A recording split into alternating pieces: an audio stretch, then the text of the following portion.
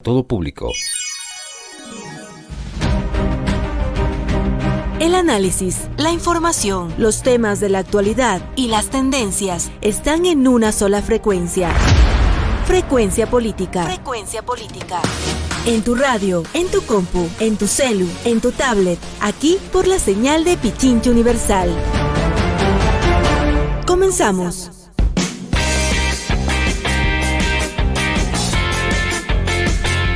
Buenas tardes desde Pichincha, desde Radio Pichincha Universal para Quito, Ecuador. Aquí en la capital de la República, los ecuatorianos, usted nos puede seguir por la 95.3 FM y en el noroccidente de la provincia de Pichincha por la 94.5 FM. Pero también solemos saludar diciendo buenos días o buenas noches, según donde usted se encuentre y a la hora que quiera y pueda sintonizarnos.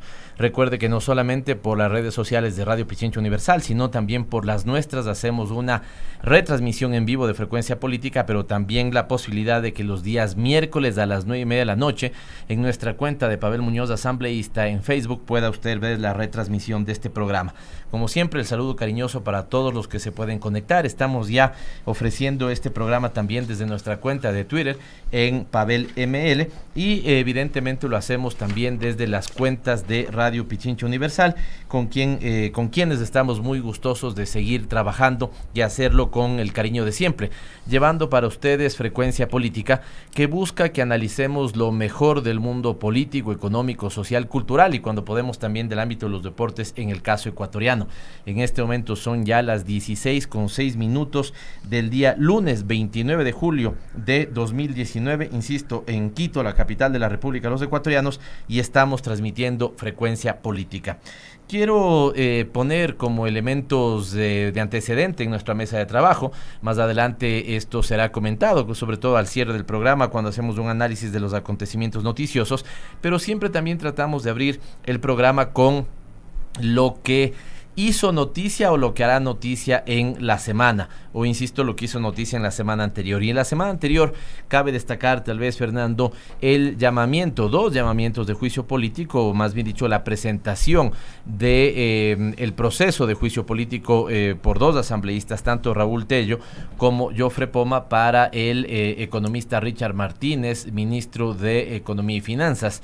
Los requerimientos de ellos son varios, pero se han centrado fundamentalmente en dos: el incumplimiento de la ley amazónica, que plantea una preasignación sobre, la exportación petrolera del país o la producción petrolera del país para la región amazónica, y los anuncios que hubiera hecho el gobierno nacional para pagar lo que se adeuda sobre el pago de incentivo a las jubilaciones.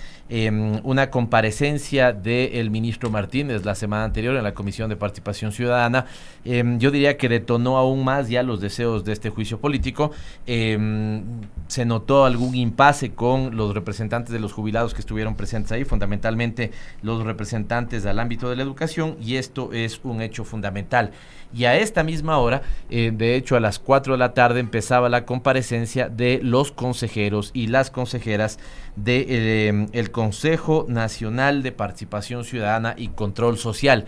Esta instancia de la que tanto se ha hablado en estos 2 últimos años. Recuerde la ciudadanía que hubo una consulta popular para que los miembros del Consejo de Participación Ciudadana y Control Social no sean designados, mediante concurso de mérito y oposición, sino que haya elección universal sobre cada uno de ellos. Este proceso efectivamente se cumplió en las elecciones seccionales de 2019. Contamos con los 7 consejeros y consejeras ya electos y electas, pero evidentemente hay un deseo de bloqueo político y no permitirle que haga su trabajo. Así que están ahora mismo en la Asamblea Nacional, en la Comisión de Participación, iniciando un proceso de juicio político que habrá que ver si pasa de la comisión y sube al pleno de la Asamblea Nacional, o si se queda en la comisión, dado que ellos podrían tener viendo si es que ellos tienen o no los recursos para contestar a las interpelaciones que se les haga en la mesa de fiscalización.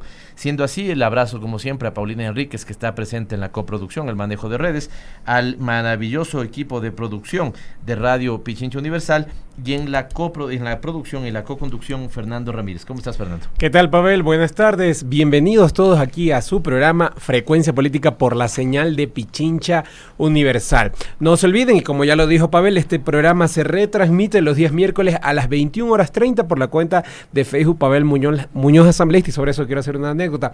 Parece que el día que retransmitimos, la gente se enganchó, hubo gente que se enganchó cuando yo estaba dando el número telefónico, y en esa hora tenía 2 llamadas perdidas, me han estado llamando. ¿Ese es tu teléfono? Sí, exactamente, me han estado llamando. 9:30 te empiezan a bombardear. Me empezó a bombardear, pero en todo caso igual, bienvenidos y muchísimas gracias por sus mensajes y saludos. Hay temas que nos piden, nos insisten con los temas de Julian Assange, nos piden también abordar el tema del Consejo de Participación Ciudadana, profundizar un poco del lawfare, de los mensajes que he podido revisar de la ciudadanía que nos escribe. Así que si nos va a escribir ahora o lo va a hacer en el reprise, bienvenido sea, hágalo al 09826 54084 09826 54084. Puede enviar su mensaje de WhatsApp, de Telegram o SMS. He recibido por las 3 vías mensajes de nuestra gente.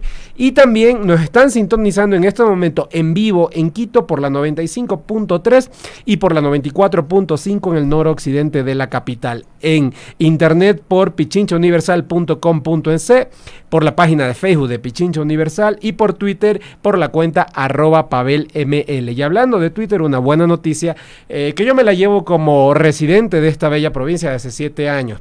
Ana María Larrea de la prefectura de Pichincha tuitea: con las luces en la Plaza República iniciamos la recuperación de este importante espacio público para el arte, la cultura, el entretenimiento en la casa de Pichincha, la casa de los pichinchanos. Contarte que, Pavel, que esto ha sido un lugar que me ha llamado mucho la atención porque en su momento estuvo muy abandonado, y ver que ahora se ha recuperado este espacio, se ha iluminado, ahora que la gente vía redes también se ha sumado para que se hagan actividades culturales, es muy gratificante para los que vivimos en esta provincia y obviamente para todos los pichinchanos y quiteños. Qué bueno por la provincia de Pichincha, qué bueno por el Consejo Provincial, por el gobierno de la provincia, porque podría parecer menor, pero no es nada menor que se quiera y se busque y ya se haya empezado la intervención urbana, si cabe el término, de la Plaza de la República. Recordemos que el Ecuador en el 2030 cumplirá 200 años de República, así que este debería ser un sitio emblemático, y de hecho seguramente muchos quiteños, pichinchanos,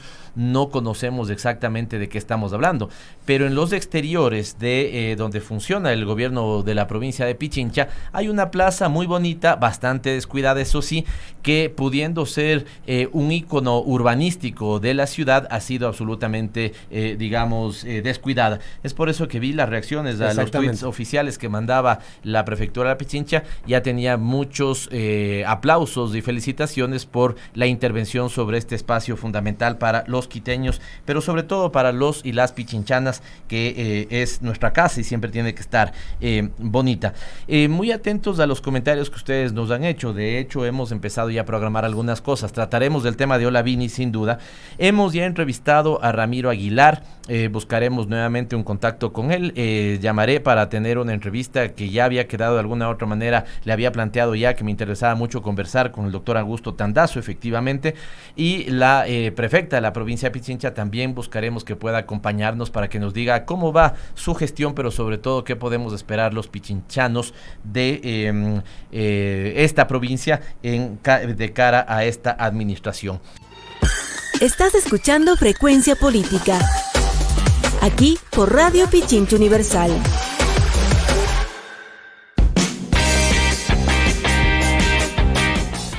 El lawfare en Latinoamérica. El tema de cómo se mira desde Europa el momento que vive nuestra región y sobre si existe la posibilidad de tener un gobierno progresista en España son algunos de los tópicos que conversaremos con la invitada de hoy. Se trata de la eurodiputada María Teresa Mola Sainz. Ella es política española, miembro del Partido de la Izquierda Europea, también del Partido Comunista de España y de la Izquierda Unida. Además es catedrática de matemáticas en el Instituto de Educación Superior Pablo Sarase. Pero antes del diálogo con María Teresa, el editorial de esta semana. Los hechos y la actualidad a través de la opinión y el análisis en Frecuencia Política. El editorial de Pavel Muñoz.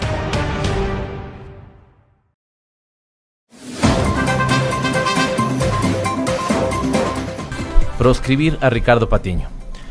Hoy que todos los indicadores de opinión pública nos muestran que el país no confía en la palabra gubernamental y que se califica mal su gestión, y en un escenario en el que la mayoría de la población cree que vamos por el rumbo inadecuado, el discurso político de Ricardo Patiño, donde pide resistencia en un marco pacífico, democrático y constitucional, no responde a una simple apreciación personal, sino a un sentir mayoritario de los ecuatorianos. Sin embargo, sobre Ricardo Patiño pesa una orden de prisión preventiva y el inicio de un proceso penal por el supuesto delito de instigación cuando pronunció un discurso político, y remarco un discurso político, en un evento interno de su organización partidaria. A nivel internacional, este hecho ha permitido confirmar la guerra sucia y la judicialización de la política que se vive en Ecuador. Y a nivel interno, las muestras de solidaridad para Patiño han sido innumerables y provienen incluso de sus adversarios políticos de toda la vida. Lo cierto es que un discurso político está claramente protegido por el derecho a la libertad de expresión, más aún si ese discurso hizo referencia explícita a un marco pacífico, democrático y constitucional. Y además, en la práctica, ese discurso en lo absoluto generó ni ha generado ninguna afectación de la cotidianidad política desde que fue pronunciado, en septiembre de 2018. En el mundo de la política real, el verdadero objetivo fue proscribir a Ricardo Patiño. Si revisamos este concepto en la Real Academia Española, nos encontramos que proscribir significa echar a alguien del territorio de su patria, comúnmente por causas políticas. Esto es exactamente lo que ha pasado con Patiño. Debió salir del país para poder ejercer su defensa en libertad y precautelando que sus derechos no sigan siendo violentados, pues a él le debe asistir lo mismo que a cualquier conciudadano, a saber, libertad de expresión, presunción de inocencia y debido proceso. Ricardo Patiño no está solo, por el contrario, somos cada vez más las ecuatorianas y los ecuatorianos que coincidimos en ese hecho de sostener los logros alcanzados por nuestra sociedad y defenderla de cualquier retroceso. Este es el editorial de Frecuencia Política. Los protagonistas de la información aquí en nuestra cabina. En Frecuencia Política, la entrevista de la semana. Bueno, muy contento de estar con Maite, como te decimos los amigos y los compañeros. Maite Mola, ella es eurodiputada en, evidentemente, el Parlamento Europeo, proviene de Izquierda Unida, los partidos de izquierda, de las coaliciones de izquierda, y estamos contentos de que estés aquí, Maite. Muchísimas gracias por estar con nosotros. Muchas gracias a vosotros por la invitación. Para mí siempre es un honor compartir con vosotros, y tú lo sabes muy bien, Pavel. No, el honor es nuestro, y más aún tenerte porque siempre anticipo que el tiempo nos queda desde ya corto por mucho lo que tenemos que conversar.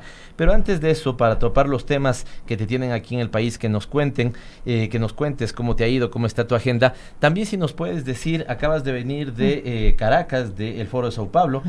Maite ha llevado ya 12 ocasiones, ha estado su presencia en el Foro de Sao Paulo, y si no estoy mal van 25 ediciones del Foro de Sao Paulo, es decir, casi llevas la mitad en el foro. ¿Cuál fue la tónica de las discusiones, de algunas conclusiones generales? ¿Qué está pasando en América Latina? ¿Qué pasa con el Foro de Sao Paulo? Bueno, el Foro de Sao Paulo, yo creo que una de las cuestiones más importantes ha sido que haya tenido lugar en Caracas. Cuando se decidió en La Habana el año pasado, porque claro, los europeos vamos de invitados, ¿no? Cuando el foro decidió en La Habana el año pasado hacerlo en Caracas, no había pasado todo lo que pasó después en Venezuela. Entonces, a partir del mes de febrero, parecía que había dudas de si el foro iba a mantener el lugar y realizarlo en Caracas. Empezaron a surgir algunas voces diciendo, bueno, con el tema de Guaidó, con los problemas que hay en Venezuela, quizás sería conveniente trasladarlo. Bueno, pues no. Yo creo que es una cosa a realmente a valorar de una manera enorme del foro, que ha sido capaz de aguantar y de hacerlo en Caracas.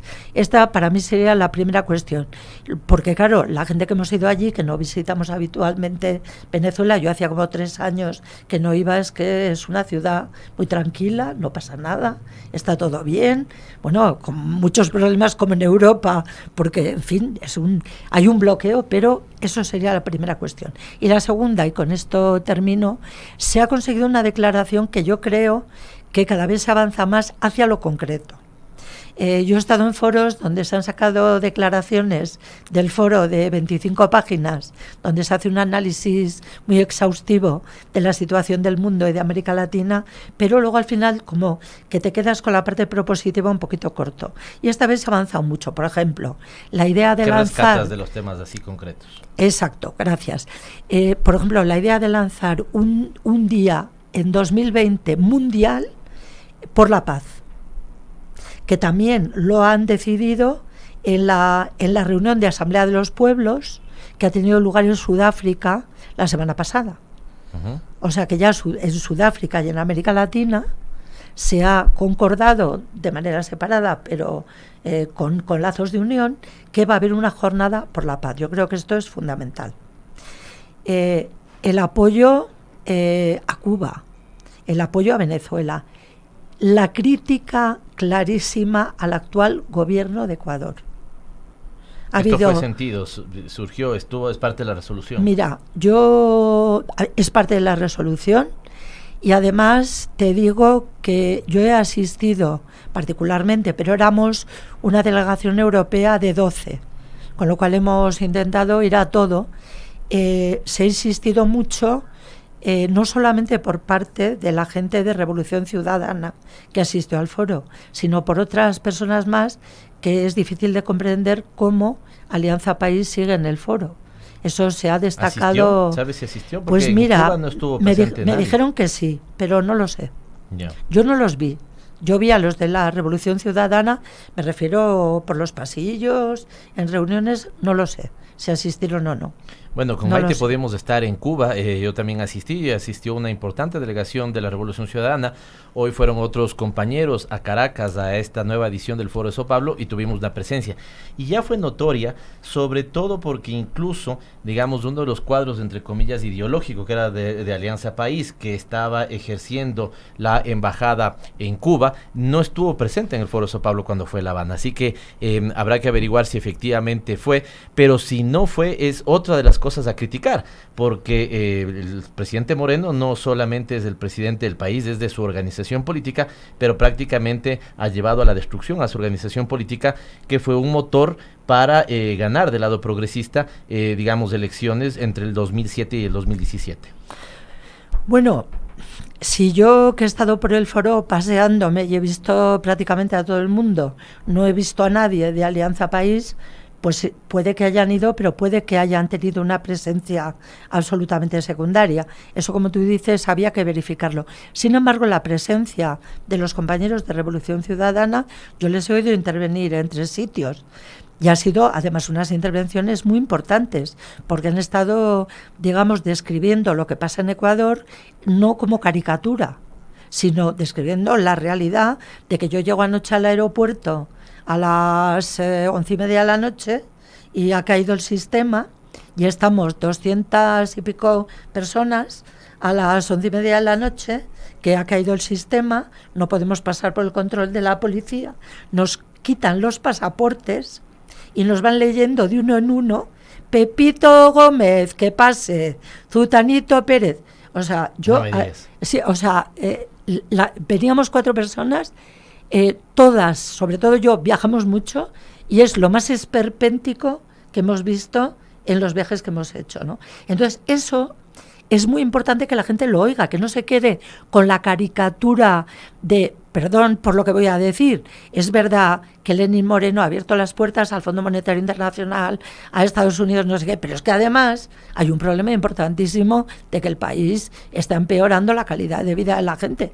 Yo oía a los ecuatorianos hablar y estaban mucho más enfadados que yo. Por tanto, esa presencia de Revolución Ciudadana yo creo que ha sido fundamental. Gente muy joven, además, sí, muy interesante. Bueno. Ha sido fundamental para que no nos quedemos solo con el trato grueso, sino para que la gente comprenda, según ellos comentaron, pues que realmente hay mucho más paro, eso aumenta la delincuencia, en fin, pues una situación muy dramática. Maite, no te he podido ver antes personalmente y no te he podido contar estas cosas, pero evidentemente el mes anterior tuvimos ya el indicador de pobreza más alto de los últimos 5 años. El paro, como llaman ustedes, el problema del desempleo y el subempleo ha crecido de manera significativa. Se viene una reforma laboral que ni te cuento, es agárrense de las sillas por lo que puede pasar. Esto es básicamente la flexibilización de los años 90. Y Maite conoce bien esto porque ha seguido, y cuando dice que viaja mucho es por su relación, digamos, también con América Latina. Un tema particular que queríamos también conversar, Maite, y no sé si estuvo en la resolución, pero judicialización de la política, lawfare, guerra jurídica. En Ecuador algunos abogados, incluso críticos de la época de la Revolución Ciudadana, han dicho que sin ambajes hay que llamarla guerra sucia. Surgió, está el caso de Bolivia, está el caso de Argentina, está el caso de Brasil. Hay que ver de manera expectante qué es lo que pasa en Bolivia, porque creemos que se puede repetir el proceso, porque esta es una estrategia regional. Bueno, por supuestísimo, ya está recogido en la resolución. Yo no recuerdo exactamente si hay algo en la parte propositiva, porque es difícil, me imagino, que hacer una propuesta concreta, pero por supuesto que está recogido en la resolución y además hablando concretamente del caso de Ecuador. Sí, quiero decir, se habla, por supuesto, del caso de Dilma, del caso de Lula, se retrocede un poco a Honduras, etcétera, pero se habla del caso de Ecuador. Yo el sentimiento que tengo, la verdad es que es parecido al que ya tuve en La Habana. Ya en La Habana, la izquierda en América Latina era muy consciente, y las fuerzas progresistas de América Latina era ya muy consciente de lo que estaba ocurriendo con el lawfare. Era muy consciente y además, digamos, que da miedo.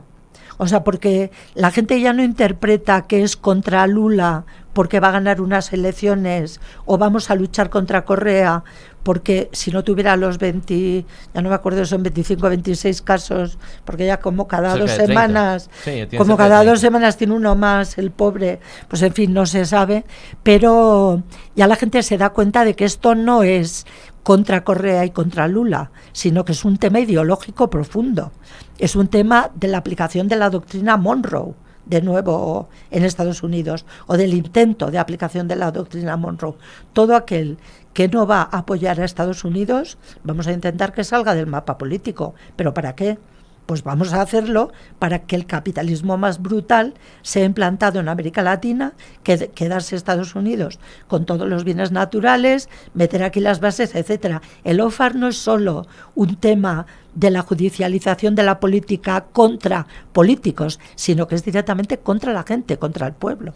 Bueno, has señalado 2 temas que son muy importantes. El uno que te quería comentar es que tenemos líderes y lideresas que no han tenido empacho en decir que es un nuevo plan Cóndor, pero señalas una cosa, Maite, que me parece muy importante, y es el tema del miedo. Da miedo, dices, y efectivamente es porque esta idea de incubarnos del miedo a, digamos, los que provenimos de los sectores progresistas es la típica forma de hacer política para inhabilitarnos.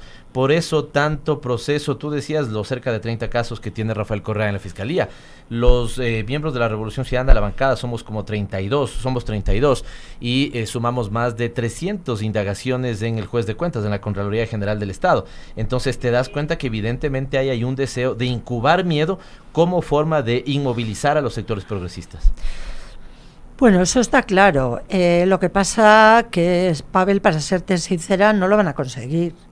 Yo estoy segura de que los partidos progresistas, que en este caso estáis, porque de momento nosotros no hemos caído tan bajo en España y en Europa, pero todo se andará, porque el capitalismo no planifica en un continente.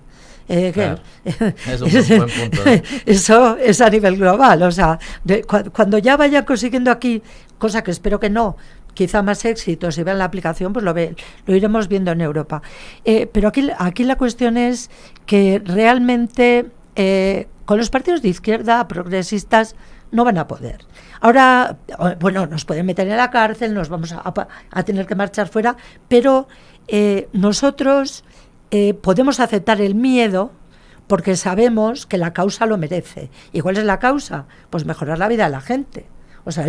Luego ya los socialistas no sé qué y los verdes no sé cuál, pero lo realmente importante para las fuerzas progresistas es mejorar la vida de la gente. Pero el problema es que hay mucha gente que sí que coge miedo, mucha gente de la calle, porque si lo que estás viendo es que todo vale, porque es que a mí, perdonadme, pero perdonadme porque igual soy demasiado tajante en un país que no es el mío. Con el mío también soy muy crítica, ¿eh? Pero es que hay impunidad. Yo la sensación que tengo en Ecuador es de que hay impunidad.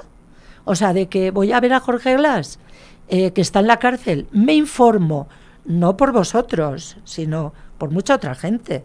Yo conozco mucho a Guterres de la ONU, es un amigo de hace muchos años. Yo me informo por otras fuentes y lo que veo en todas las fuentes, fuentes que no tienen nada que ver con Ecuador, es que no hay nada contra Jorge Glas.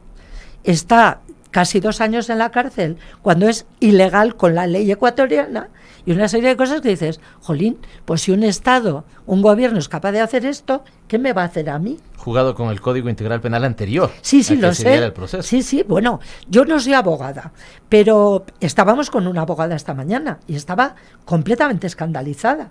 Creo que es decir, abogada que acompaña a la delegación. ¿No? Es una abogada española que es diputada de autonómica en La Rioja y miembro también del PIE y de Izquierda Unida, que ella, porque los demás no éramos abogados, pero ella es un cargo político de Izquierda Unida, estaba completamente escandalizada de las cosas, no que nos contaba Jorge, sino de los dossiers que teníamos. Revisando el expediente. Entonces, claro, si tú eres una persona que, por ejemplo, estás en contra de cobrar 400 euros al mes, radicalmente en contra, quisieras protestar, te vas a tu sindicato y vamos a hacer una movilización. Pero mire, si a Jorge Glas le hacen eso, si a Patiño, lo que has descrito es que es kafkiano. Claro. O sea, si Patiño tiene que salir por patas corriendo, y hace bien, para no estar en la cárcel, porque necesitamos a Patiño.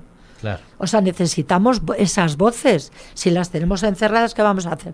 Pues mucha gente de una ideología, digamos, progresista, que no se quiere implicar en la política, pero que le interesa defender sus derechos, que le interesa defender los derechos de las mujeres, yo qué sé, pues la paz, etcétera, pues dice, jolín, si le hacen eso a Jorge Glas, si Correa tiene no sé cuántos juicios, si le han agredido físicamente a Correa, si Jorge Glas tiene no sé cuántas amenazas de muerte en la cárcel, pues a mí ¿qué me van a hacer? Entonces, el problema más gordo, para mi punto de vista, que es un poco lo de la extrema derecha en Europa también, perdón que lo enlace, es que mucha gente del pueblo progresista tiene miedo de decir lo que piensa allá.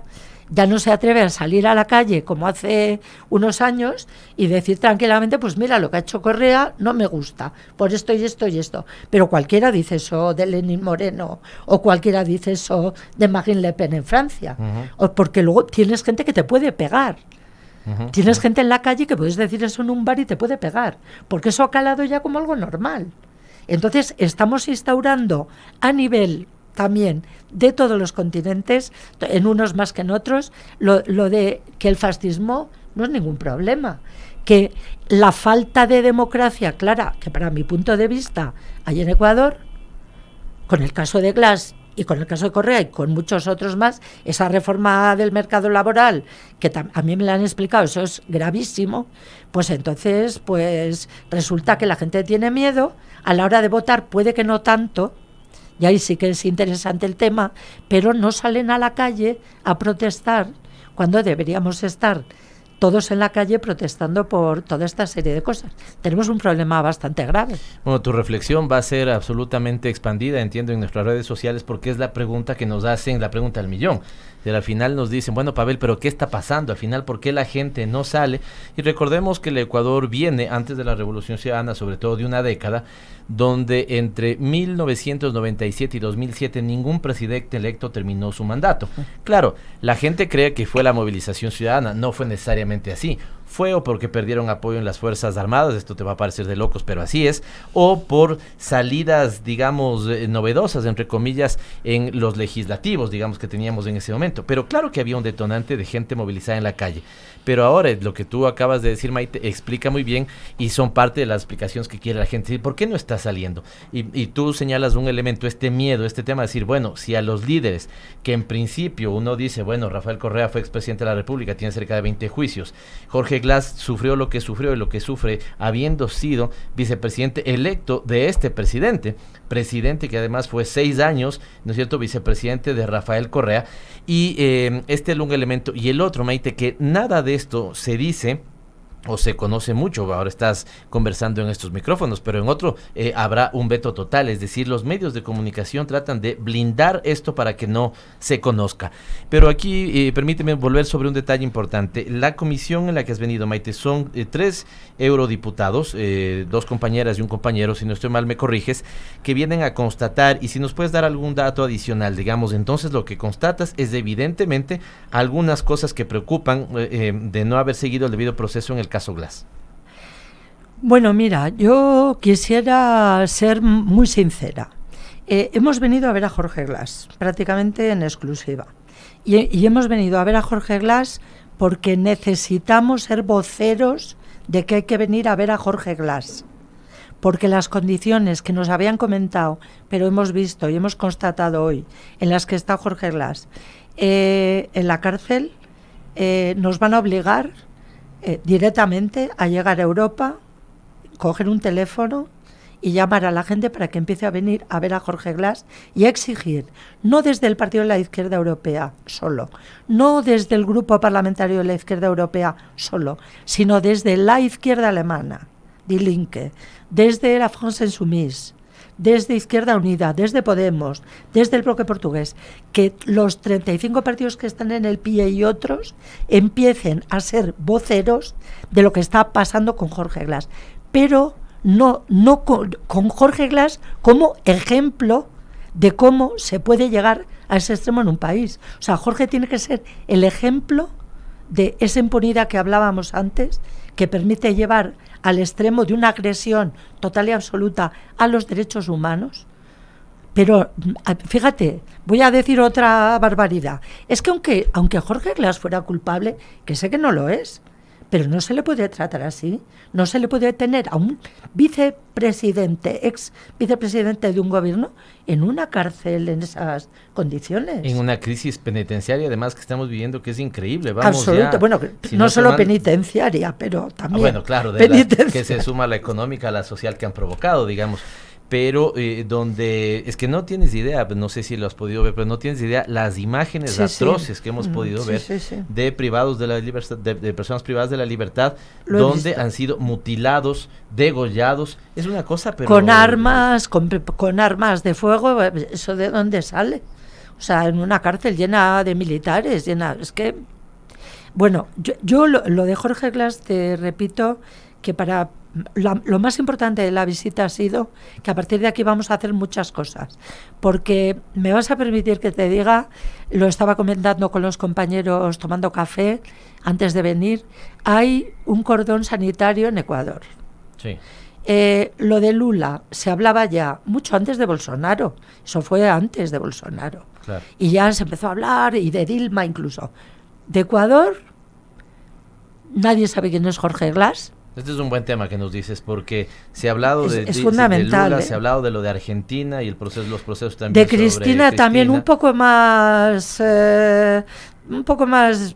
machistamente y un poco más insultantemente, porque de Lula hasta, digamos, la derecha, los medios de comunicación de la derecha, por lo menos, han sido neutros. Han dicho, bueno, parece que no sé qué, pero Cristina, bueno, a saber si realmente ese dinero que tiene, de dónde ha salido, ¿no? Pero es que todo el mundo sabe quién es Correa en España. Todo el mundo sabe quién es Lula en Europa. Casi nadie sabe quién es Cristina en Europa. Uh-huh. Un poco más. Pero el problema es que nadie sabe lo que está pasando en Ecuador. Incluso puede parecerles anecdótico el tema de lo que está pasando. Decir, ya, es que hay un lío entre el nuevo y el viejo, pero eran de la misma familia, y a saber, y hay una trivialización del tema que a mí, yo lo hablé con Nicolás Maduro el sábado. Le dije, no puede ser, o sea, no llegamos suficientemente bien ni a las redes sociales, ni a los medios de comunicación, con todos estos temas. ¿Cómo es posible que la gente no conozca lo que está pasando en Ecuador? ¿Cómo es posible? Pero en cambio Bolivia, bueno, Argentina vaya, pero Ecuador no existe. Y qué bueno que hoy el Foro de Sao Paulo lo haya recogido sin mayor, digamos, de manera explícita y directa, porque no sé si, me parece que te lo comentamos, pero incluso en Cuba, con el propio sector de la izquierda, nos tocó bregar un poquito para que se recoja bien el caso, porque lo que tú dices, digamos, a trivialización, y esto te digo porque a veces los sectores cercanos a nosotros o la militancia nos reclama si estamos haciendo o no lo suficiente, pero decirles que incluso cuando estuvimos en Cuba con los propios sectores de izquierda, nos tocó, digamos, pelear ahí para que entre bien el caso, porque evidentemente, digamos, este cerco sanitario del que hablas hace que se conozca poco y lo poco que se conoce mal por fuera de lo complicadas que están siendo las cosas en Ecuador. Bueno, yo, dadas las condiciones de 32 diputados con más de 300 causas, etcétera, yo comprendo que tenéis un problema aquí tan grande, pues que os podéis ocupar de llegar hacia afuera, pero pues estáis muy limitados económicamente. Sé que tenéis muchos problemas con dinero vuestro, que lo tienen retenido, o sea, del anterior partido. O sea, me consta que os han destrozado el partido, se han quedado con Alianza País, lo han robado, o sea, que es un desastre empezar. Y no querían dejarnos de cero. Participar en estas elecciones. Al final se tuvo que ir con la lista 5, porque ya, yo no sé. Bueno, es extraordinario el resultado que habéis conseguido, porque eso, vamos, la gente tiene que ir a preguntar, oiga, ¿cuál es la lista de Correa? Para saber a quién votaba y a saber lo que les decía luego, ¿no? Claro. Pero sí que pienso que lo tenéis que trabajar más. A mí lo de Cuba me molesta un poco. Vamos, no es que respete a los compañeros cubanos, sino los admiro profundamente, porque hay que intentar no solamente quedarnos en los sitios clave teóricos, sino mirar más allá. El tema de Ecuador nos costó a todos mucho comprenderlo. Pero algunos, por ejemplo, a mí me costó como 6 meses, pero no puede ser que te cueste 1 año y medio. Claro. Eso yo creo, y yo tuve la suerte, pues por ejemplo, de estar contigo en Budapest, de hablar de que como Rafael Correa vive en Bruselas, pues tengo la oportunidad de ir a escucharle. O sea, que me estoy informando, pero me estoy informando porque yo quiero informarme. Entonces yo sí que creo que tenéis que reflexionar, que tenemos que reflexionar, porque esto tiene que ser por ambos lados. Uno, ¿cómo nos llega la información de Ecuador? Nos llega poca. También nos llega poca de Venezuela, o sea, no voy ahora a decir aquí, o de Argentina, o sea, de la izquierda argentina, o de la izquierda chilena. En general nos llega poca información, pero hombre, en el caso de Ecuador nos debería de llegar, pues una vez a la semana por lo menos, un informe de 2 páginas, no de 40, explicando un poco qué ha pasado, porque yo desde el pie lo puedo difundir a 35 partidos. Y yo sé que no lo van a leer todos, pero lo va a leer gente. Luego el tema de las redes sociales está muy bien. Pero yo lo que he hecho en falta, no solamente en este caso, sino en más, es que hay muchos tweets que definen una situación concreta, pero hay mucha gente que no la entendemos. Sí. O sea, que no sabemos a qué os referís. Claro. Entonces, hacer las dos cosas, hacer cosas dirigidas a Ecuador, que es el tema, pero también hacer cosas dirigidas en inglés, por ejemplo, a la gente que estamos muy interesados y que inmediatamente lo leemos y lo difundimos y lo compartimos porque comprendemos lo que nos estáis diciendo. Yo creo que tenéis que hacer, que tenemos que hacer, porque eso tiene que ser por ambas partes. O sea, prefiero a la izquierda norteamericana, que ha estado en el Foro de Sao Paulo, ha venido gente de Estados Unidos, gente joven sobre todo, ha venido gente de Canadá, ha habido gente de Sudáfrica, o sea... ¿Importante participación? ¿Mucha gente? Más de 400 personas, creo que unos 190 países, o sea, cuando nadie apostaba nada por eso. Entonces yo creo que si, o sea, que si vosotros nos mandáis información a dirigentes de los diferentes partidos, que eso pues lleva media hora escribir ese informe, y puede llevar, pues no sé, cualquiera de nosotros lo podemos traducir al inglés y difundirlo, eso sería muy bueno porque entraría Ecuador en la cabeza de la gente. Tenéis que hacer ese esfuerzo. Qué importante las recomendaciones, los pedidos que bueno, hace disculpas, Maite Mola. No, además porque también estás reconociendo una cosa que sea de lado y lado para que también podamos tener repercusión allá, pero es una cosa tan sencilla como el hecho de, por ejemplo, después te podré comentar mi crítica que tengo a veces a la especie de el enclaustramiento de la política en 140 caracteres, ¿no? A veces creo que el Twitter también nos ha permitido un montón expandir el mensaje, pero también nos limita mucho y estás dejando ver que algunas hipótesis son reales. El hecho de que comuniquemos en inglés, el hecho de que haya un trabajo mayor en el ámbito internacional, evidentemente es recogido. Quiero cerrar con dos cosas, el tiempo se nos aprieta, son las 16:49 y estamos felices de conversar con María Teresa Mola, eurodiputada de la izquierda europea, o Maite Mola, como les decimos sus compañeros, sus amigos.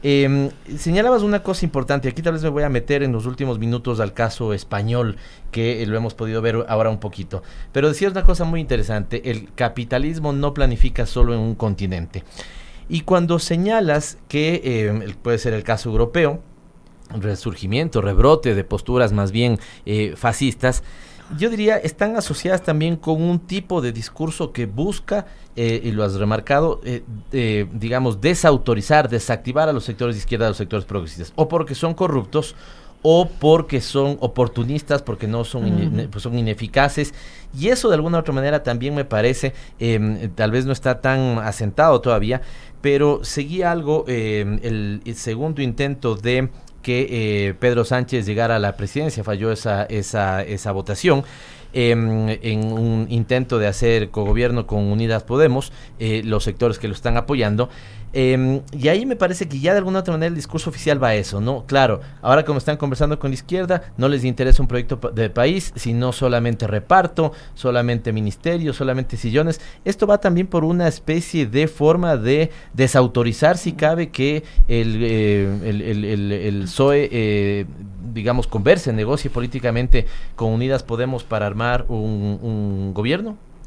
Bueno, yo creo que el problema fundamental que tiene el Partido Socialista es que no quiere gobernar con nadie, pero solo tiene 123 escaños. Porque imagínate, si gobernaran con alguien, cogobernar, eso sería desde la muerte del dictador de Franco la primera vez que se produce, o sea, sería el fin de una época. Claro. Sería, digamos, ese bipartidismo duro, digamos. La desaparición, por lo menos en principio, del bipartidismo. Y eso, pues, no les interesa nada porque, claro, ellos forman parte de la élite del bipartidismo. Yo considero que es un error político que seguramente lo van a pagar muy caro si no somos capaces de llegar a un acuerdo o ya hay elecciones otra vez.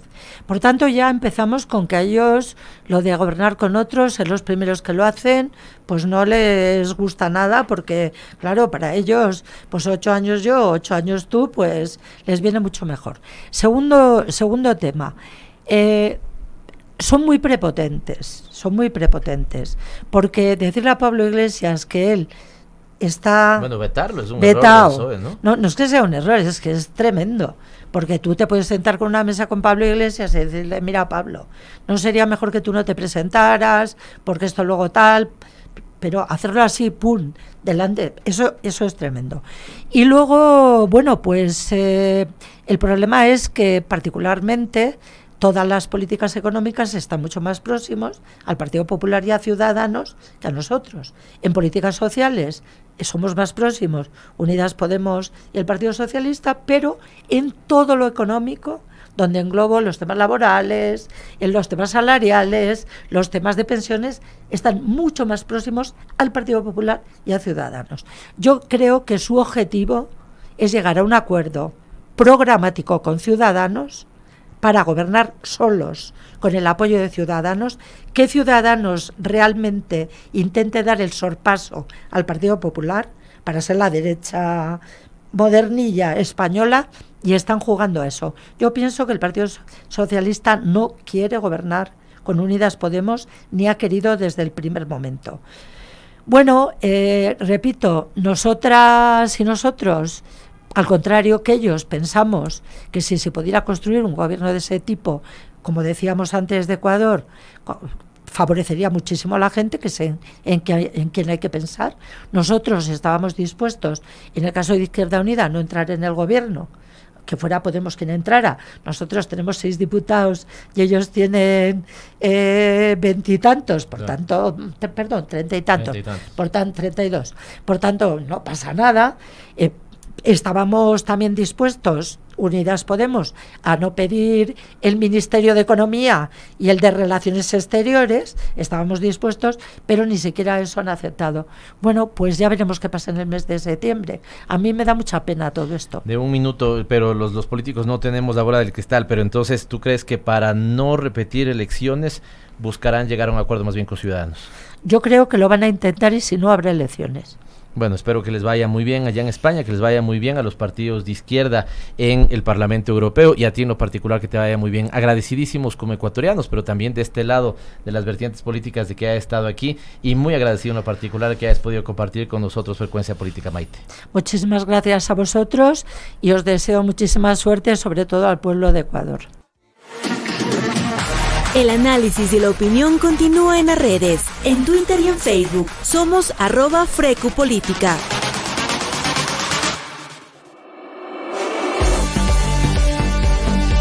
Buenas tardes, Pavel. Buenas tardes a toda nuestra audiencia. Gracias por acompañarnos.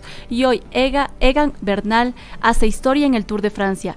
Bernal es el primer colombiano en lograr un título en esta carrera mundial y el más joven en ganar el Tour en décadas. Además, se dice que Bernal, el último logro fue de estos en 1909.